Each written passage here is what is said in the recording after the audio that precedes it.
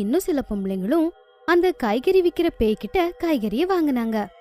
அதுக்கப்புறம் அந்த பேய் ரமாவோட வீட்டு கூரை மேல நின்னு அவளுடைய வீட்டுக்குள்ள எட்டி பார்த்துச்சு. அதுக்கப்புறம் வித்தியாசமா சத்தம் போட்டுக்கிட்டு இருந்துச்சு. என்னங்க, இன்னைக்கு நான் உங்களுக்கு பிடிச்ச மாதிரி சமைச்சிருக்கேன். கொஞ்சம் சாப்பிட்டு பார்த்து எப்படி இருக்குன்னு சொல்றீங்களா? அட, என்ன இது? நீ பண்ணிருக்கனா? அது நல்லா தானே இருக்கும்.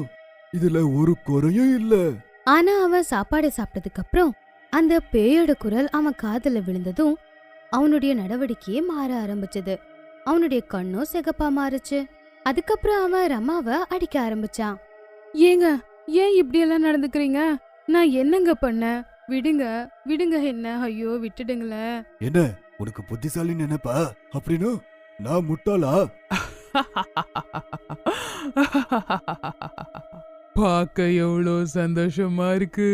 இதுக்கப்புறம் இதே மாதிரி எல்லாரும்